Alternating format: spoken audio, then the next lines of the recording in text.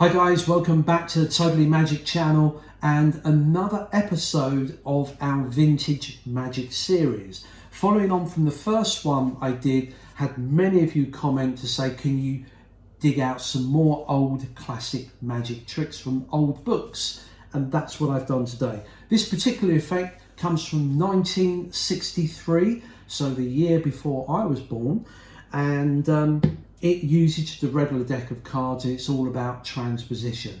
So without further ado, let's get straight into it.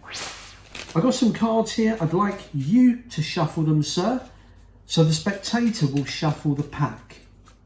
While you're shuffling those, you're welcome to have a look at them to make sure they're just regular cards. But once you've shuffled, can you deal 10 cards onto the table? 1, 2, 3, 4, 5, 6, 7, 8, 9, 10. We don't need the rest of the pack. You see, from these 10 cards, I want you to pick any card from the spread. Now, I'm going to look away while you do that. Now, the spectator picks any card. It really is a free choice of any card.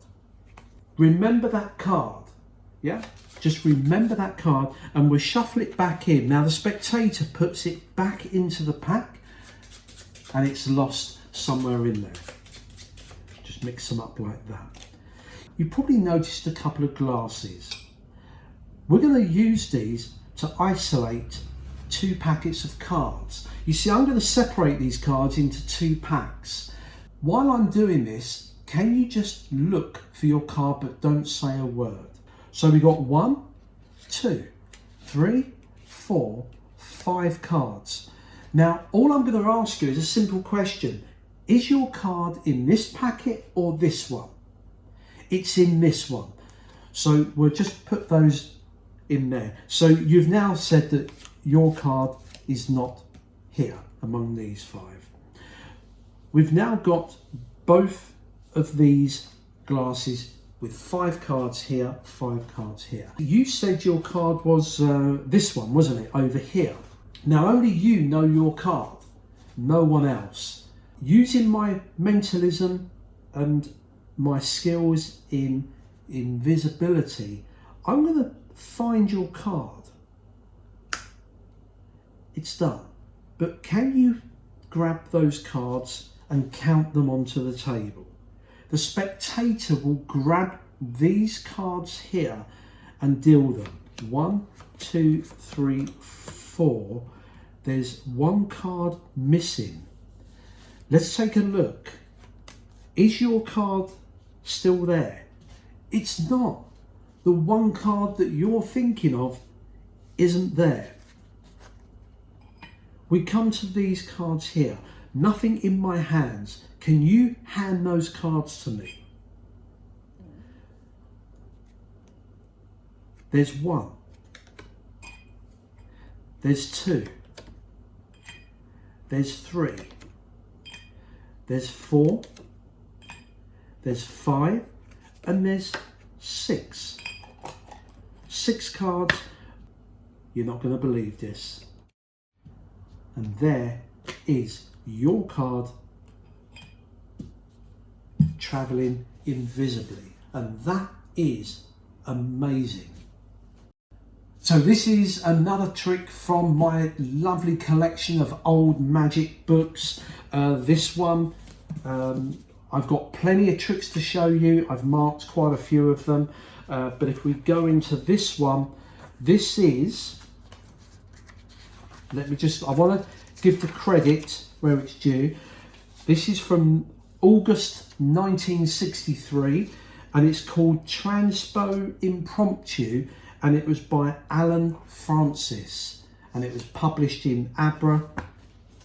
Now most of these will be self-working, but I will admit this one does require a move, and it's called a Biddle move. Now I have got a full tutorial to this. I'll leave a little link directly below this video and also at the end to my tutorial, but if you search out YouTube, there's hundreds upon hundreds of tutorials on the Biddle count. But for those that can't be bothered to watched that, let me just go over very quickly. The Biddle grip that you hear magicians talking about is quite simply where you take a pack, you put your fingers at the front, thumb at the back, like this, hand arched over the top, and then with the other hand, you pull cards off one at a time when you're normally counting them, like that. This is called the Biddle grip, okay? Fingers at the front, thumb at the back, that's a Biddle grip. Now you can do this with a whole pack, or you can do it with a few cards, like this. Okay? Now one thing you'll notice, look closely, as my hand goes to take the next card, look at all the cards in this hand go underneath. Perfect cover for a sleight. Because what you're going to do is the Biddle count allows you to take back one of the cards. Let me demonstrate. Okay, let me do it this way up. Let's say that I want to take back the Ace of Diamonds. As I count 1 into the palm, 2, I'm going to get a break here because I want to make it easy for me to pick up this card with my finger and thumb, like that. Okay, so let me just do that again. 1, 2. As I do 3, this packet gives perfect cover for what you're going to do. As you come back, you're going to grab that ace. Let me just put a gap there so you can see it. Okay, there's the gap. I've taken that back, but this is undercover because I then slide off the 3rd card on top. I've actually only got 2. The ace is here. As I said, I've got tutorials on this, so go and watch those, but that is the basic Biddle count, and that's the move you're going to have to learn. I do recommend, even as a hobbyist or amateur magician, learn that move because it's used in hundreds of packet card effects throughout the industry. So this is the trick. Spectator shuffles the cards 1, 2, 3, 4, 5, 6, 7, 8, 9, 10. Don't need the rest of the pack. You spread it, they pick any card. Oh, look at that, Ace of Diamonds. So they pick any card. Now the only thing you do is you pick the cards up and you count 1, 2, 3, 4, and then ask them to put the card back into the shuffle. That's their card there. You then shuffle the cards as normal. Then you do that again, but this time you do 1, 2, 3, 4, but then you drop the rest of the cards on top. Then you do a 3rd shuffle, and as long as the first 2 cards are counted off singly, the rest of the pack can be given a sloppy shuffle. All right. What does that do? Well, amazingly, it always puts their card 2nd from the top here. There it is there, always. Okay, so let me just show you that again. You ask them to return their card to a shuffled pack. I've counted off 4 cards. They drop their card in. You shuffle the rest of the cards on. You then do that 4 again. 1, 2, 3, 4. But this time you drop the rest of the cards on. Then do another one.